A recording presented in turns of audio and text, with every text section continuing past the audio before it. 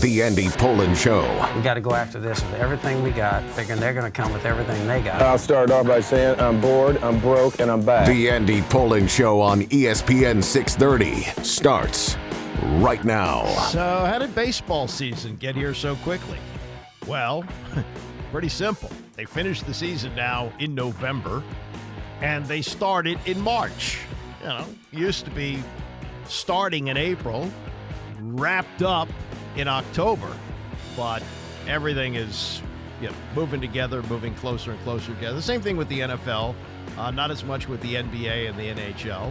But here we are again, and we restart Orioles preview coming up at 10:30. Mike Elias, who's done a spectacular job as general manager of the team. He was the Major League Baseball Executive of the Year last season for a team that won 101 games and was just really the talk of baseball.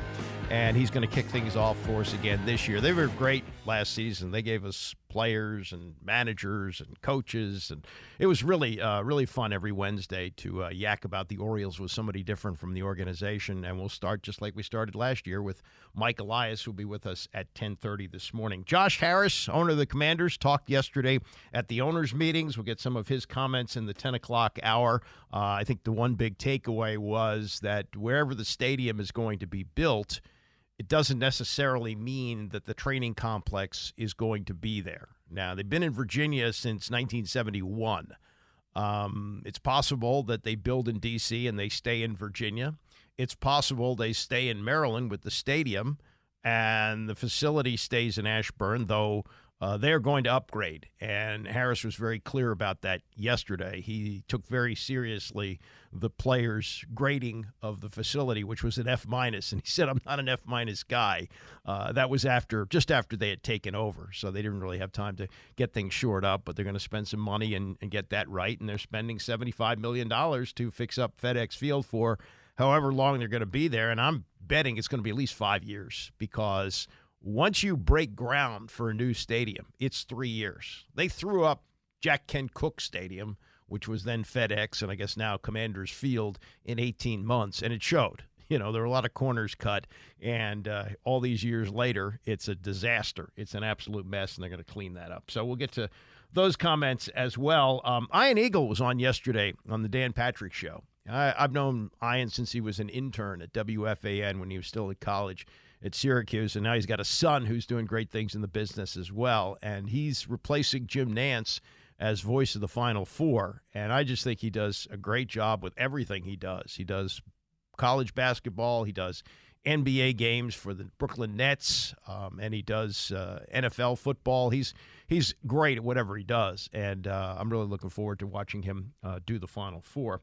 But the NFL has once again reared its ugly head, as Michael Douglas, as Gordon Gekko said in the movie Wall Street in 1988. Greed, for lack of a better word, is good. Greed is right. Greed works. Greed clarifies, cuts through, and captures the essence of the evolutionary spirit. Greed in all of its forms. Greed for life, for money, for love, knowledge, has marked the upward surge of mankind. And the NFL for sure. Now, last year at Christmas, it was on a Monday. They didn't have to play games on a Monday, but they did. And the reason was people were home. People were watching. And they said to the NBA, yeah, geez, sorry. I know Christmas Day has always been your day. But, we play games on Monday. So, why not schedule 3 of them, which they did.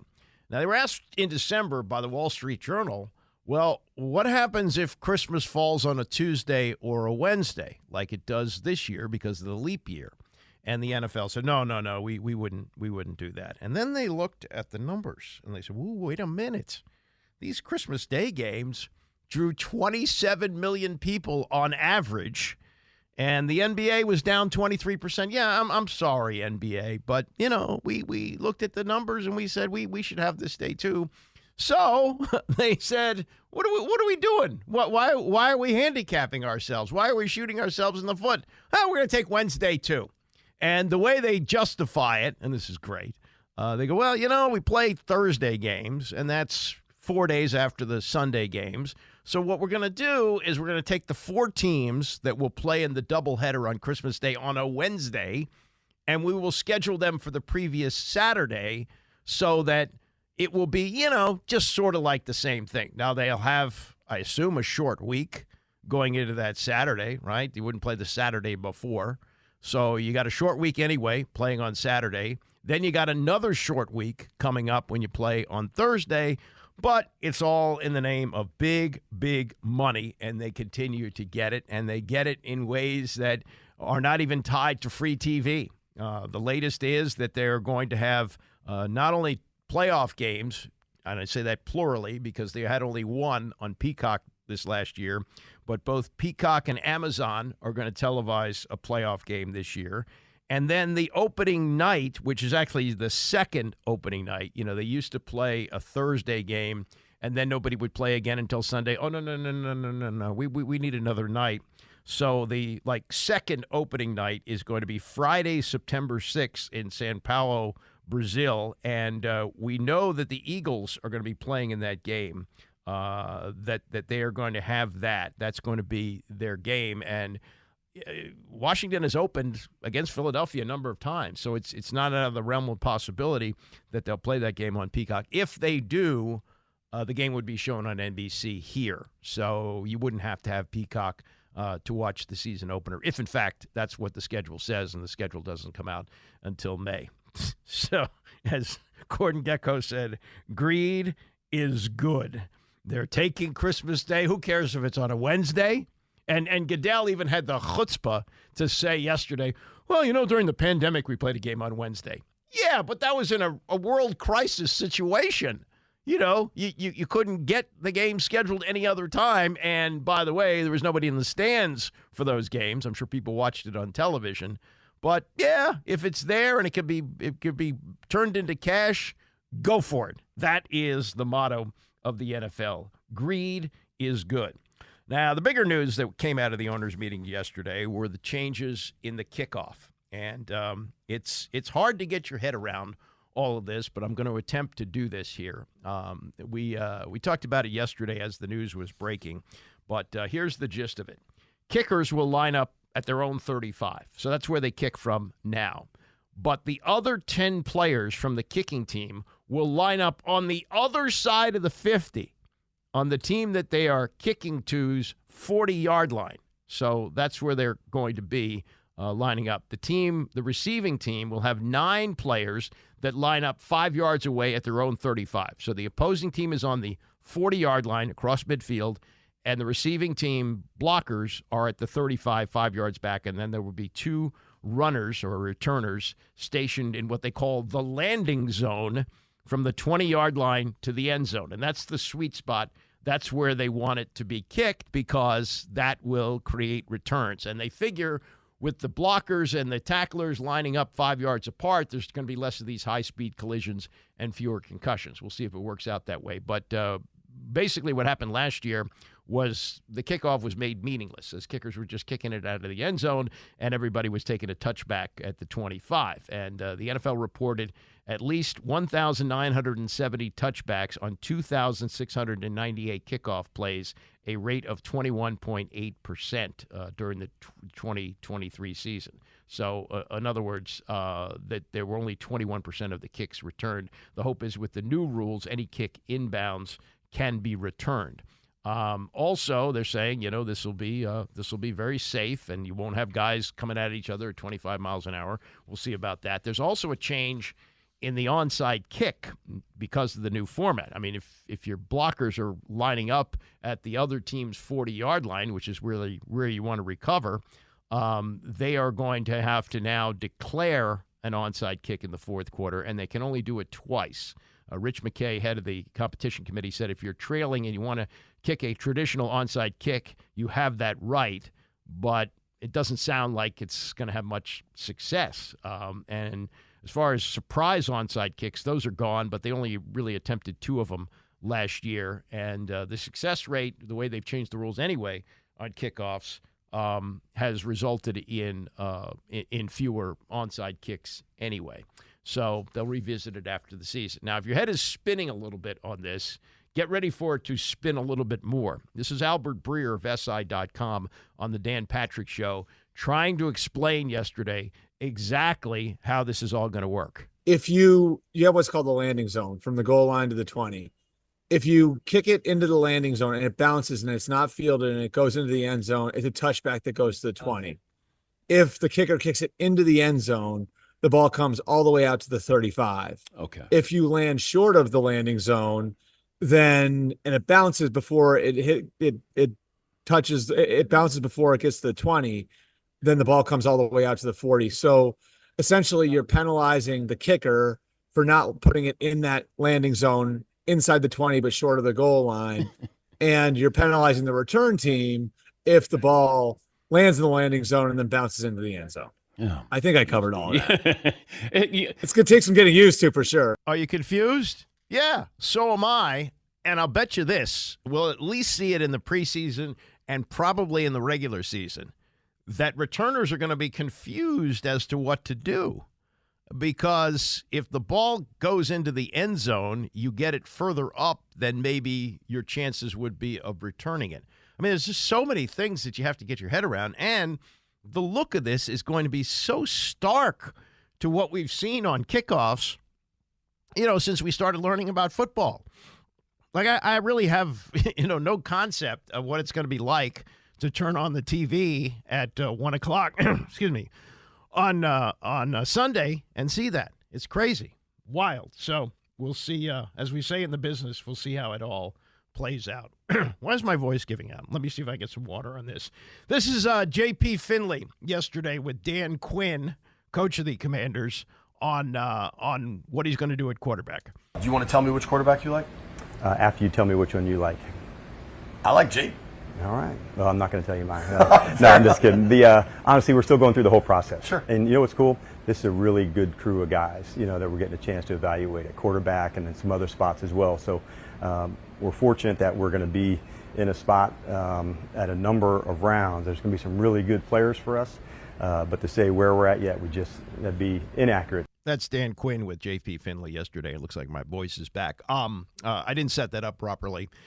Today, Quinn and Adam Peters are going to pro day at Baton Rouge, so they'll take a look at Jaden Daniels. And the feeling seems to be, and we'll get more into this in just a bit, but it's moving closer and closer to 100% that the Bears are going to take Caleb Williams. So if they take Caleb Williams, then it seems like, until really this week, it seemed like at number 2, the question was, do you want Jaden Daniels or do you want Drake May? Each brings a different thing to the table. May has the more pro body. I've heard the comparisons with Daniels to Randall Cunningham. And just to drop a name here, Sonny Jurgensen told me that he thought Randall Cunningham could have been the best quarterback in the history of the NFL had he been coached properly. But he was coached by Buddy Ryan, who was a defensive guy, and didn't really have any interest in teaching him to play the position. So that could be the great upside. That could be Randall Cunningham with better handle on the NFL, maybe. I don't know. But that seemed to be it. But all of a sudden, like in the last few days, everybody's talking about J.J. McCarthy. And one of the other insiders, might have been Ian Rappaport, said he polled other general managers and said, well, Adam Peters, if you're familiar with his thinking, who do you think he's going to take at number 2? And they said J.J. McCarthy. So we don't know. But at least today, Peters and Quinn are going to get an up-close look at Jaden Daniels, and we'll see what they come away with. One other thing from the owners' meetings yesterday, Roger Goodell had his usual state of the game address, I guess. He didn't even have a speech. He just answered some questions, a lot of things about the kickoff.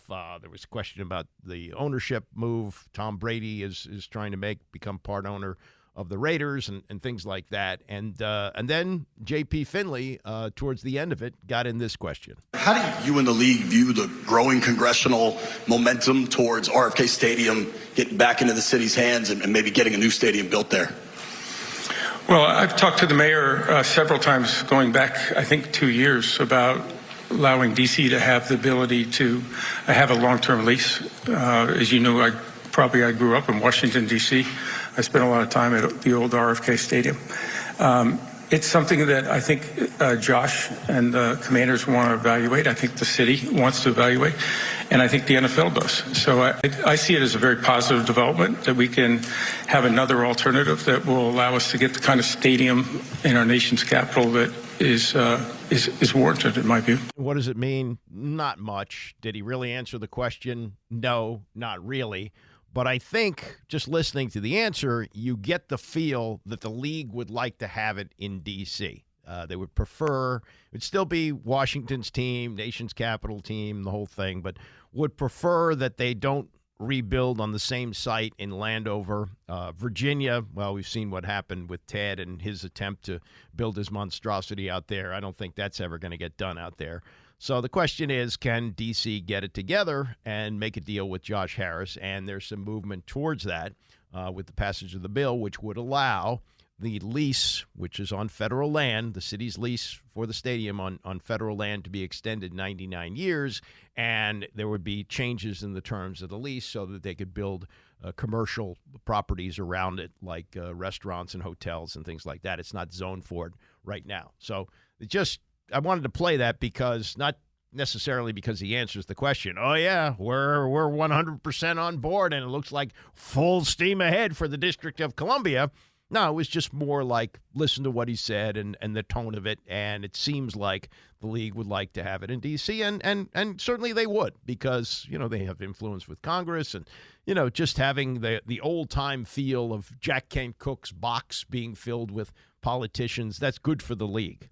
And not that Josh Harris won't have some people in Landover that he knows and is close to and all that, but it's something that the league, just listening to that, the league clearly wants it to be in D.C., and I think that these guys will get it done. I have confidence that it'll happen. Is it going to happen in the next couple of years? No. It's going to be 3 years once they break ground for building the stadium, and they are probably – they have to be at least – a year, maybe 2 years away from breaking ground, I would think. But in the meantime, they are going to dump $75 million into improving that dump, which used to be called FedEx Field and is now called Commanders Field until they find another corporate sponsor.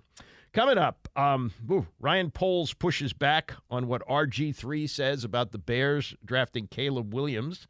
And also later this hour, Ian Eagle, the new voice of the Final Four, with some thoughts on making that transition and replacing Jim Nantz. Stay with us. It's the Andy Pollin Show, ESPN 630. The Andy Pollin Show on ESPN 630, the sports capital. All right, we got Tony coming up on a Wednesday, and it's a tragic story, but I'm sure that Tony, with his phobia of bridges, will have something to say about the tragedy in Baltimore. It comes as opening day is just about here tomorrow. The Orioles will open at home. First time they've opened the season at home since, I believe, 2018. They've got the Angels in town. That's a 3 o'clock start, and coverage here on ESPN 630 will start at 2 tomorrow afternoon, as we will once again be your home for Orioles baseball. And at 10:30 this morning, a little over an hour from now, we will kick off again Orioles preview and kick it off exactly the same way we did last year with Mike Elias, the general manager of the team, who's done a spectacular job, Major League Baseball Executive of the Year last year. Just let me vent for 1 second about opening day. The Nats are opening tomorrow in Cincinnati. Cincinnati, when Washington had an American League team when I was a kid, the expansion Senators, those would be the only two teams that would open on opening day, or they would start the season. So the Reds, who had started at the Cincinnati Red Stockings, they were opening the season as the National League team, the first team in professional baseball. They're generally acknowledged to be the first professional team.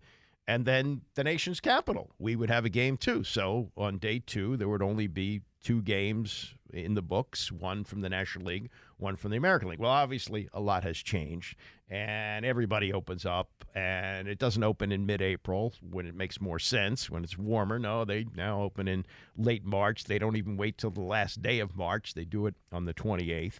And it's not even opening day because we've already had opening day a couple of weeks ago when the Dodgers played the Padres for a couple of games in Seoul, South Korea. That was sold so that they could televise these things Eastern time at 6 o'clock in the morning. everything is for sale these days, and I get that. But there used to be something that was special about opening day.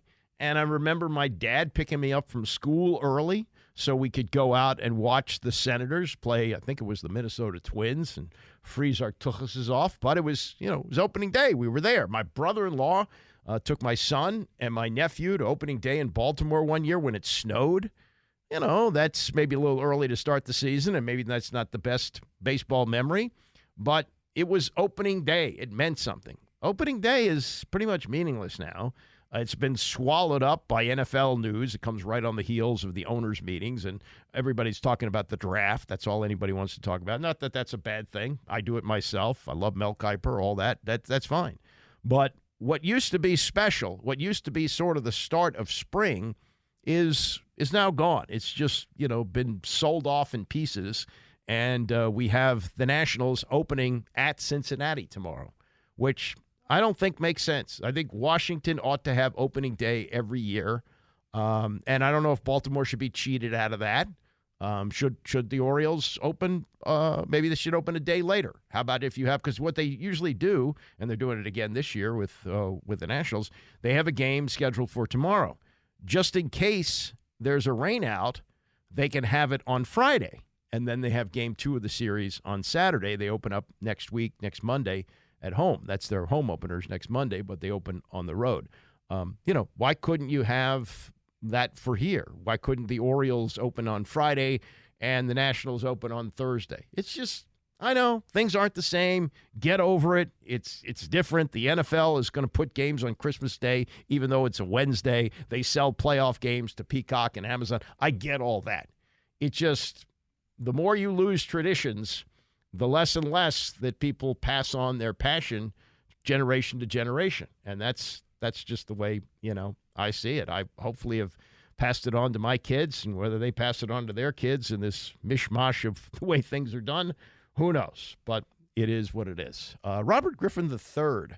I just saw something. My man Louis Fairchild, who's a big listener to the show and tweets me from time to time, just pointed out a column from Andrew Marchand, used to be with the New York Post and now is with The Athletic, covers sports and media.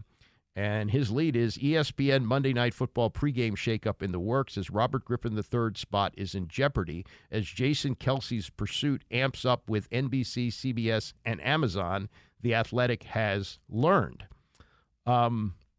Interesting that he would be the man out in this. They just re-signed Ryan Clark, who's been part of the show.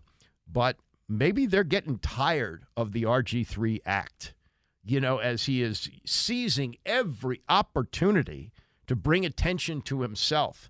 And maybe he has just worn them out. Maybe they've got RG3 fatigue, and he has reached the fatigue point with the general manager of the Chicago Bears, who let it be known yesterday on another ESPN platform, the Pat McAfee Show. But this was a couple of weeks ago when RG3 decided that he was going to make sure, he's going to protect Caleb Williams, make sure he doesn't go to the dastardly Bears where they run through quarterbacks, and he wants him to wind up in Washington, D.C., where he's from, where that does not usually work. Guy playing in his hometown does not usually work out. But this was his loud take on his podcast going back to, this was, I guess, the 18th. So what's today? The 27th. So this is less than 2 weeks ago.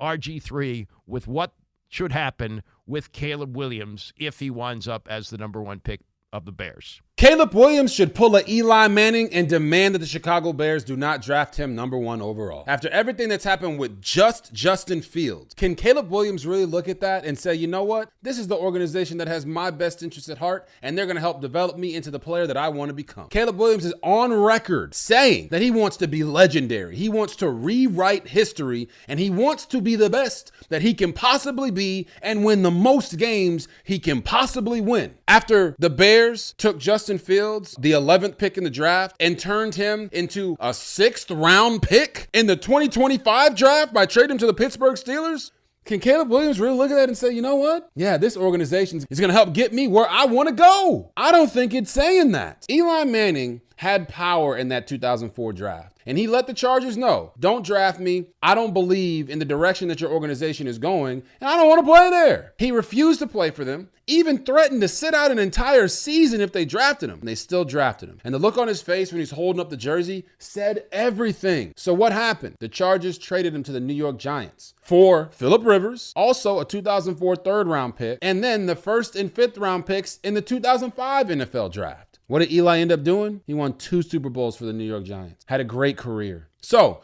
for Caleb Williams, don't get me wrong, guys. I thought Ryan Poles was having an amazing offseason up until this trade for Justin Fields, because you trade Justin Fields so you can get some players back to help your team out this year. Because Ryan Poles and Matt Eberflus, the head coach for the Chicago Bears, they're in a lame duck season. They have to win this year or they're going to get fired. And don't get me wrong. Hey, hand the football off to DeAndre Swift, throwing the ball to Keenan Allen and DJ Moore and Cole Kmet. Those guys are phenomenal. This ain't anything about them. This is about Caleb Williams and what team out there gives him the best chance to be successful. Only he can deem that. Yes, I do think him going back to Washington, where he's from, he's a DC kid, went to Gonzaga College High School. Okay, I think that's the best spot for him. But he has to answer that question. And if he says, all right, I see everything that's been going on, and now I can make the decision and say, I don't think that the Chicago Bears are the best place for me or my family to accomplish all the goals that we want to accomplish, then he needs to let that be known. He does have power right now, and he should exercise it if he feels like Chicago is not where he should be. All right. So when asked for clarification on that babble that he did on his podcast a couple of weeks ago, RG3 went on to explain that, well, the Bears don't have stability at the head coaching position. And I know this from experience. Now, he suggested that Matt Eberflus get a 3-year contract extension. Let it be known that when Robert Griffin III was drafted by Mike Shanahan, Shanahan had 3 years to go on his contract. So let's not make it seem like you were a victim of the instability of the coaching staff. The coaching staff got fired after your second year because you had access to the owner who was listening to you, and you undermined the staff with the owner, and they booted him out the door, and you got Jay Gruden. You didn't like him either. So let's be clear on this. And the idea that they're going to definitely extend, they still could. I mean, it's not impossible, but you know they've now given him a quarterback to develop. I think they're going to look at this year not necessarily as a playoff or bust year. It's a development year for presumably Caleb Williams, who they take. Now, yesterday, Ryan Poles, the GM of the Bears, was on the Pat McAfee show and was asked about the Griffin comments there. And he said, quote, "It pisses me off a little bit, to be honest with you, because we were hired to break a cycle. The same thing when I was in Kansas City. Coach Reed, all of us were brought there to break a cycle, and we did. And no one talks about those days anymore. It's all about where they are right now. I believe we are about to break that cycle and get this city," meaning Chicago, "in a really good situation, win a lot of games. So the past is past. I don't worry about it at all. It's about where we're going." And as far as where they're going in the draft and who they're going to take, this was Poles yesterday on the Rich Eisen show. And while he didn't come out and say, oh, yeah, Caleb Williams is our guy, sounds like they got a real heavy lean in that direction. Yeah, the throwing part, just confirmation of what you see on tape. There's special talent there, just to have touch, but also to have power with his arm, accuracy, footwork, good base. So I thought he did a really good job. And what did you learn? Did you learn anything more about him? The one thing, the one thing that stood out was just talking to his teammates. Really good teammate. His guys love him. They speak very highly of them. There's a level of trust. And I love quarterbacks that can bring people together, and he did that. And so that makes me feel really good about that situation. What was your connection with him at the Combine? You just had the 15 minutes with him, or what was your Combine connection with Caleb? Yeah, it was 15 minutes, real brief, just a touch point. Again, just how do you present yourself in front of the room? How do you present yourself in front of the media? We do a little bit of tape work just to go over some recall and also just explain the good and the bad. So that process was good. Obviously, really intelligent guy, but also, some ownership of where he needs to continue to grow. All right. So that's from the Combine viewing of the Pro Day. Excuse me. That was Poles talking about the Pro Day for Caleb Williams that he saw. Also, the dinner that they had the night before the pro day, where he got the impression that the teammates really respect him. So that's a big thing. I remember this, going way back, and we'll try to get Mel Kiper on the next couple of weeks. Maybe I'll even ask him about this. 1990, Jeff George was the number 1 pick of the draft. He had started out his career at Purdue. That didn't go the way he liked it. He left there. He played at Illinois for a couple of years and then came out for the 1990 draft. And he was from Indianapolis. That's probably one of the reasons he went to Purdue, wanted to stay close to home. And so when the draft came, the Colts wanted a quarterback, and they wanted him maybe to sell some tickets, but they moved up in the draft to get him. They took him. They got the number 1 pick, and they got Jeff George. Well, Mel, analyzing that draft, said, I would put this guy as the 89th prospect because he knew what problems he had with his teammates and how selfish he was and how self-centered he was. And that's why he would have dropped them as low as he did. Now, as it turned out, that's kind of what happened in Indianapolis. He flamed out because of that. He was so self-centered, winds up with the Raiders, winds up with the Vikings, and then finally winds up here and winds up getting cut by Marty Schottenheimer after 2 games. I mean, he didn't want to bench him. He just wanted him out of the facility. That's how much he hated him. Doesn't sound like there's much fear of that with Caleb Williams, because he kind of wondered about that. That was something because he, refused to throw at the combine, wouldn't take the medicals there. Who is this guy? What's he doing? And is he really trying to engineer a trade to Washington? Is that going to happen? So I guess some of those fears have been put to rest there. That's Ryan Poles. Now, as far as the comparison to Patrick Mahomes, he ought to know. He was in Kansas City when they drafted Mahomes. There's parts of it, creativity, different arm angles, big arm. That part's there for sure, and that gets you excited, right? Like you're never out of a game. We've watched Pat do that at a high level, and also make other people really good around you. So there are some similarities there. There's some similarities with a lot of quarterbacks that you see with Caleb. Really unique skill set, on top of being very mobile, and I think no one really talks about that part of his game. He can run. He's very athletic, change direction, make people miss. You don't want your guy doing that too much, but you have that in the toolbox, and that's always effective. And everybody is chasing the next Mahomes, and if it turns out to be Caleb Williams after all these years, the Bears finally have their quarterback. I mean, you could make the case that the last time they really had a franchise quarterback was Sid Luckman in the 1940s. Jim McMahon was good enough for a defense that was out of this world. But other than that, they really haven't had any success with quarterbacks. And if Caleb Williams turns out to be that guy, great. And look, the way things work in the NFL these days, if they're through with you and you're through with them, you can get out quickly. The investment that you used to have to make before they had the rookie salary cap, that was insane. So, if it doesn't work out with him, get him out, move on to somebody else, get back into the mix next year. But I think that things are moving in the direction of they're satisfied with him. He's satisfied with the Bears. Being the number one pick is meaningful to Caleb Williams. He doesn't, I don't think, want to drop down to be number 2. And playing in Washington, I don't think is going to be a good thing. He's from here. He played at Gonzaga. Great player there. A great player in college, 2 different colleges. Does he want to come home and face all the pressures that go along with it? I'm not so sure about it, and I don't think I would fully disagree with Robert Griffin III that would be the best situation for him. That would not be. It's a different organization. True. Real people as owners instead of the last guy, but still, it's the hometown pressure, which I don't think is a good thing for him to deal with. Coming up next hour, what Josh Harris says about the stadium progress and more, plus Orioles preview. We'll talk to the GM, Mike Elias. Don't go away. Oh, we are rolling into baseball season. Orioles preview, 10:30 today. Orioles opener tomorrow, 3 o'clock against the Angels. First time they've opened at home since 2018, and there's more excitement for this team than maybe in decades, maybe since Davey Johnson was the manager in the mid-'90s. They're coming off a 101-win season. Mike Elias, Baseball Executive of the Year. Brandon Hyde, Manager of the Year. Gunnar Henderson, American League Rookie of the Year. Wow. So there's great excitement for that. And the Nationals, I vented a little bit about this in the last hour. They're opening on the road.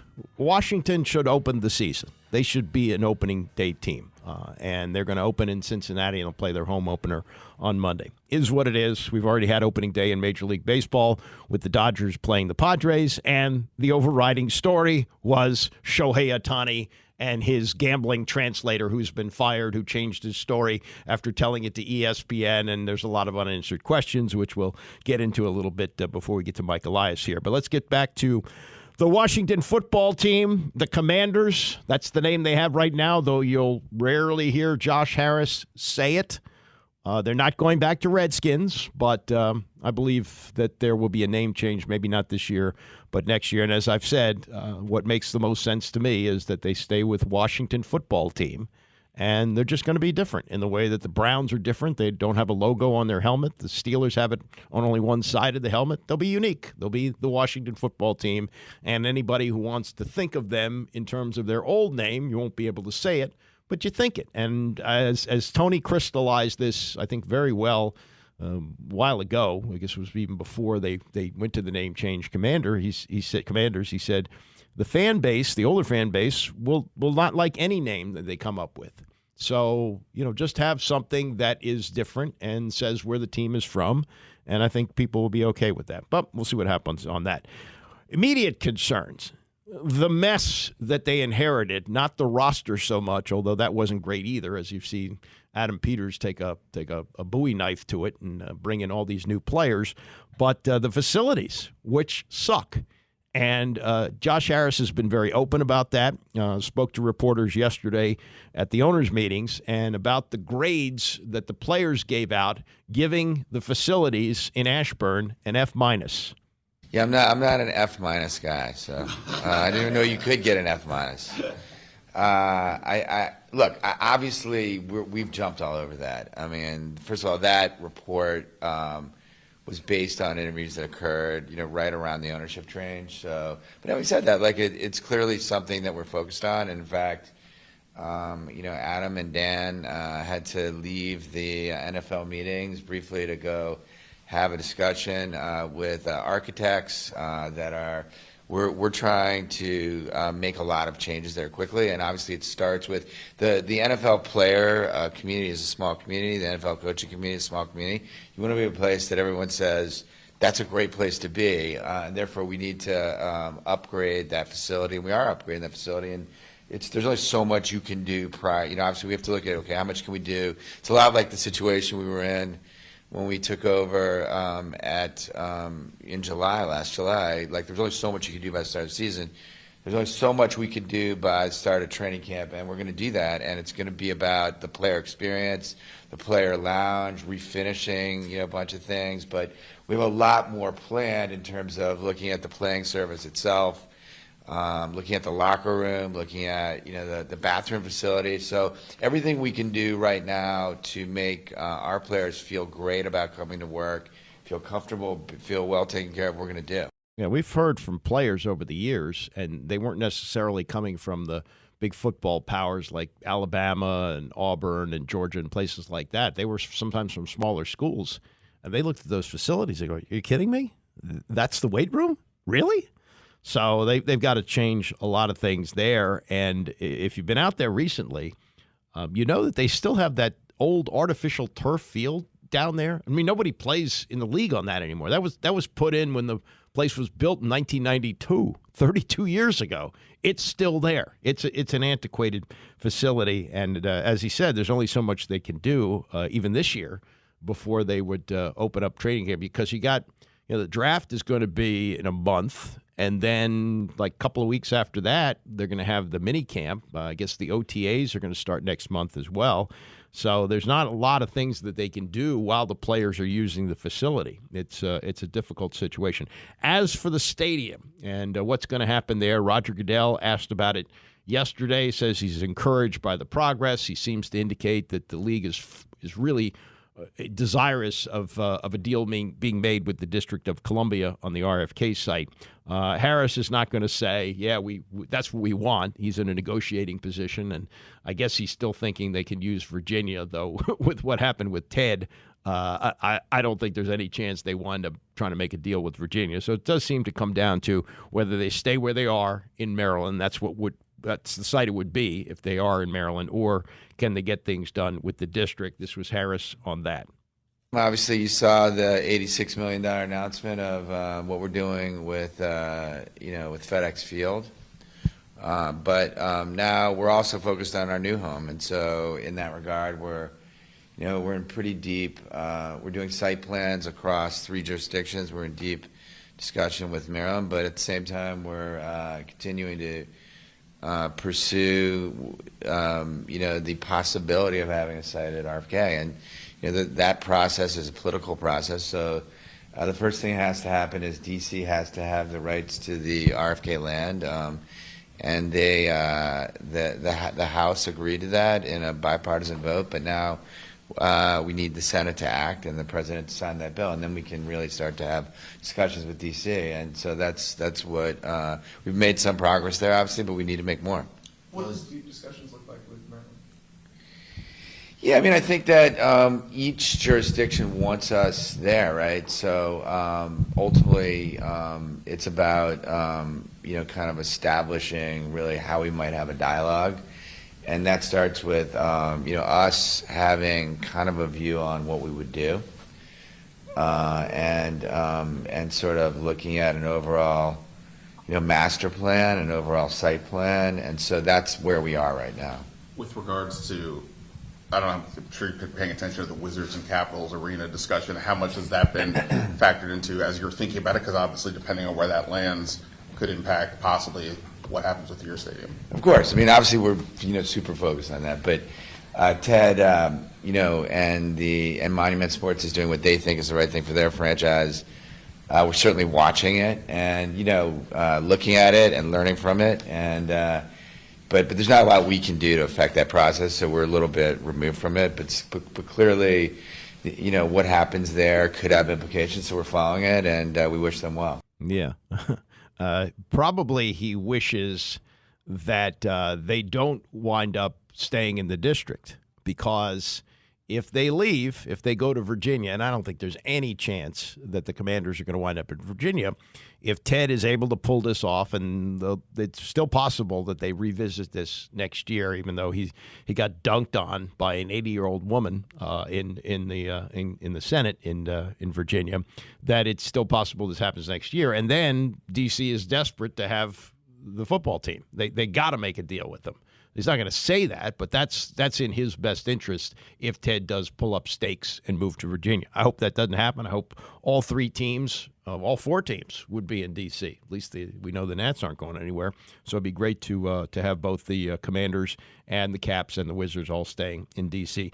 Last thing from Harris, and this is, he talked about the facility and how it's an F- and how he has to fix it up. If they make a deal with the district, there has been some talk that they would have the entire operation there, that there would be a practice field. This is the way Jerry Jones does it. The whole Dallas thing is in one spot. I don't know if that's as practical in the nation's capital, but there is some thought that it would all be in one place. It's possible they could do the same thing with what they've got. He called it FedEx Field. It's not FedEx Field anymore. It's Commanders Field until they get a new corporate name. But it's possible that they could have everything in Landover, that they could have their practice facility and the stadium there. I don't think anybody really wants to see that, but that's possible. But as Harris said, it's not really necessary to have both the stadium and the practice facility in the same spot.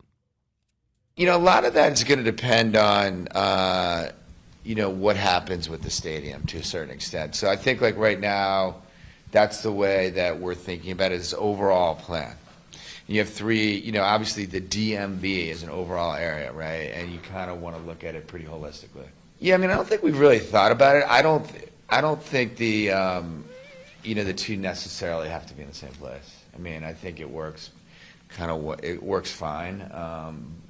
So, and especially when you have 3 jurisdictions, obviously you want to think about, what's the best thing to engage the whole community. Well, think about this.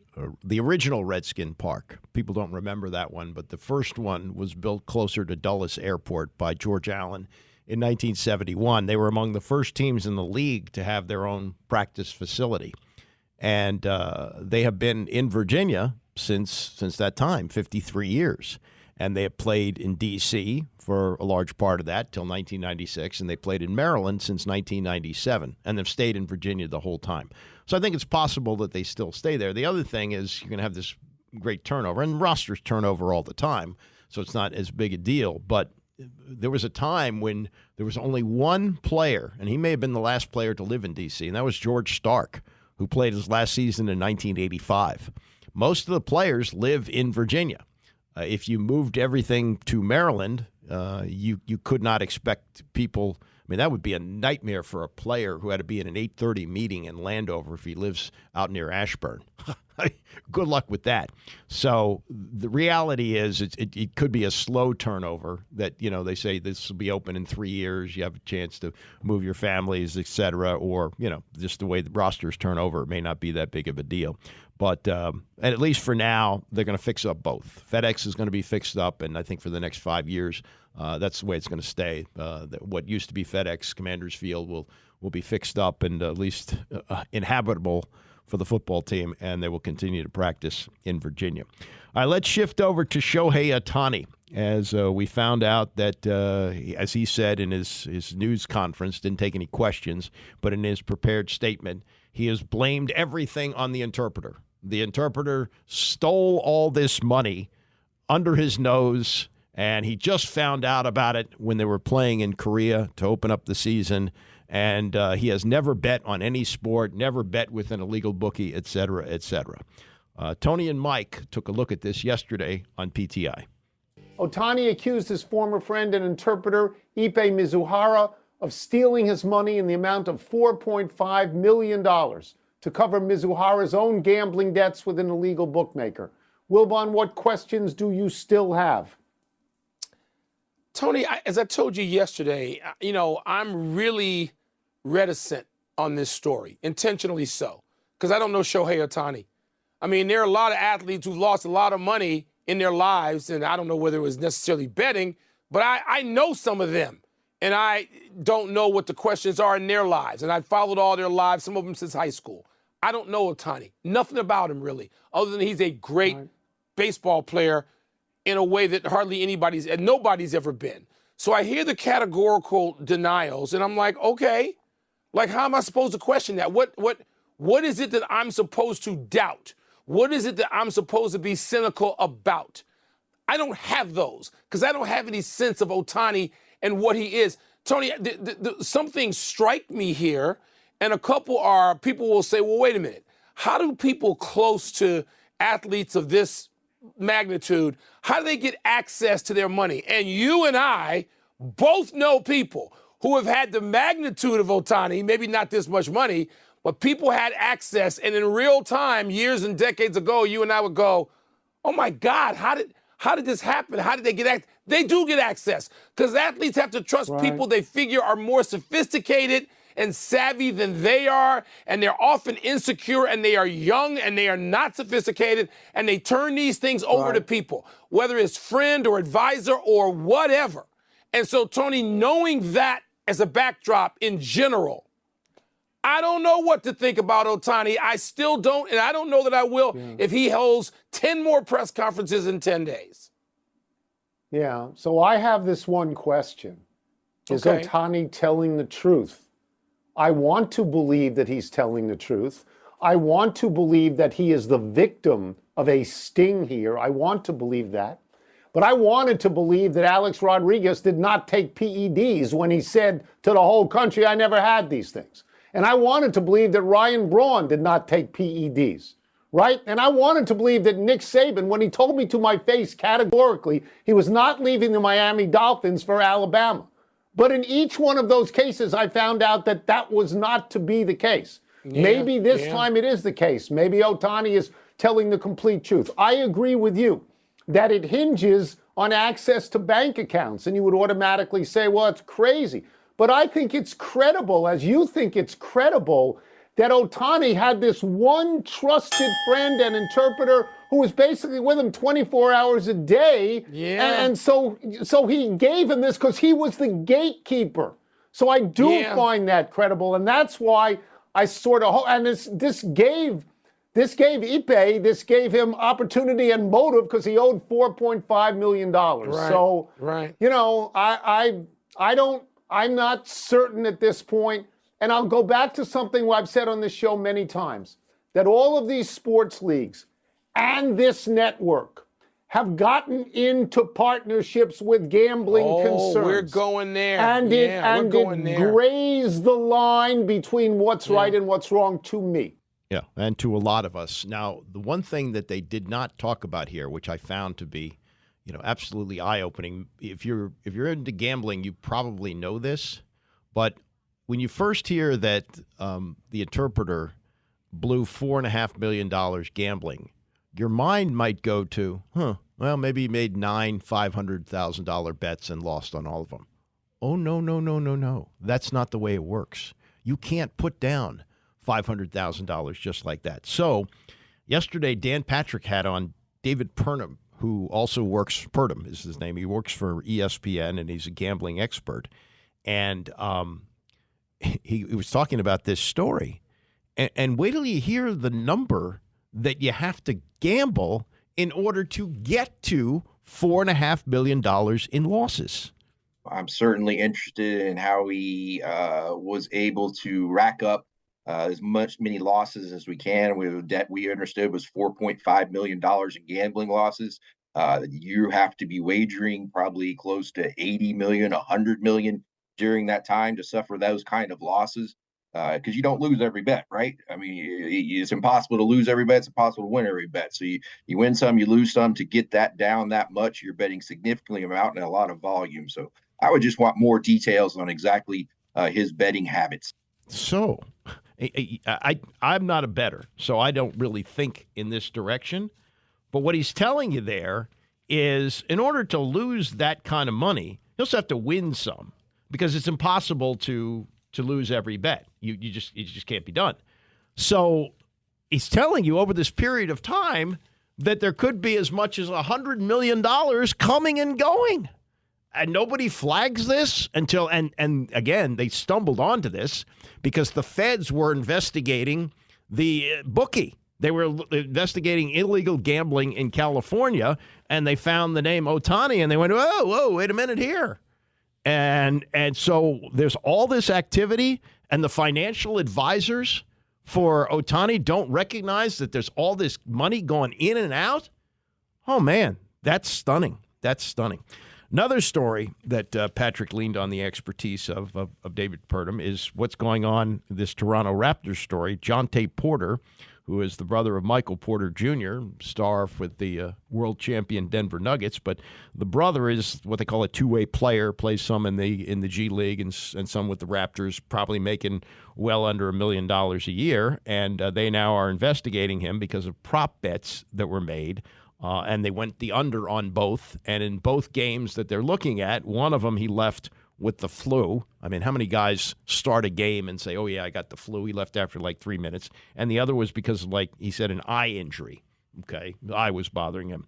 And in both cases, he was under. And there was significant money bet on, a player who's fringe. Like, most people who watch basketball have no idea who Jonte Porter is. So there's that.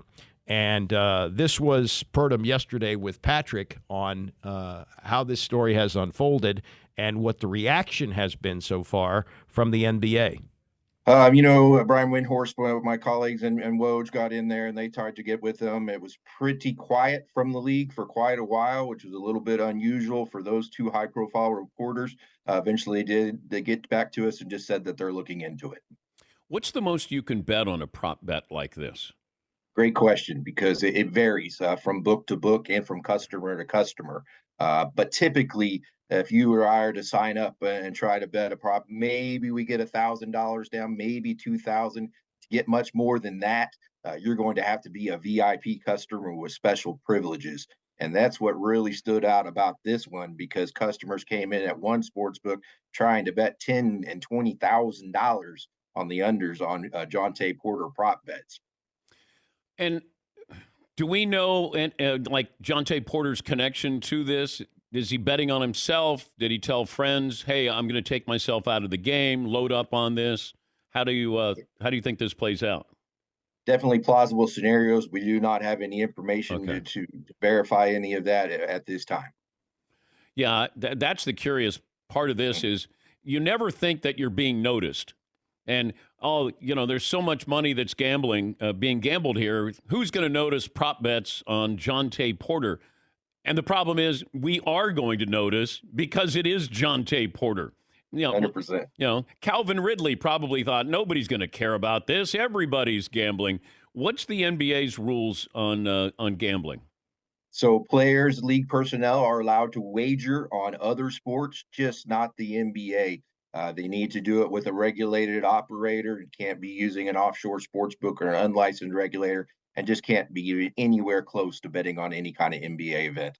And also the precedent of this, if you suspend him for a year or indefinitely or for a lifetime, if somebody else who is a noted player gets involved, then you have to treat them the same way. So I think it's going to be tricky. The commissioner might be in a tight spot here. Oh, so is college basketball, because they're fully in bed now with gambling, and ESPN has a gambling expert before tournament games, and Reese Davis got himself in a little bit of hot water because the expert said, "Oh, look at the under for Northwestern when they play UConn. It was 61.5." And Reese Davis made a comment like guaranteed money, like encouraging everybody to bet, and he had to kind of walk that back. Well, it was pretty close. UConn won 75-58, so another 3.5 points. Not much of a margin there. And Reese Davis talking about guaranteed money, and then you have the player prop bets. And now this is so typical of the NCAA. The horses left the barn, but they're trying to pull them back in. And Charlie Baker, who's the latest empty suit running the NCAA, has put out a statement today.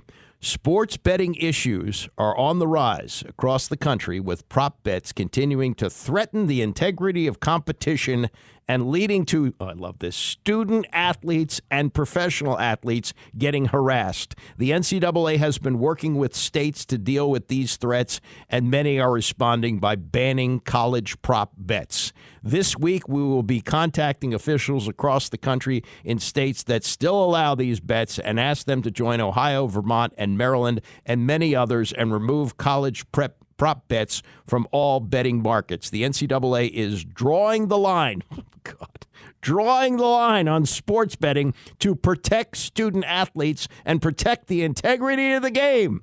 Issues across the country that these last several days show is more work to be done. Oh, my God. I mean, come on. Really?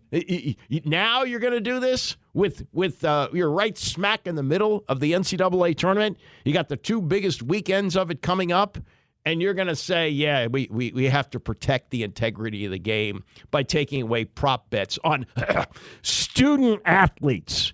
Give me a break. Oh, my God.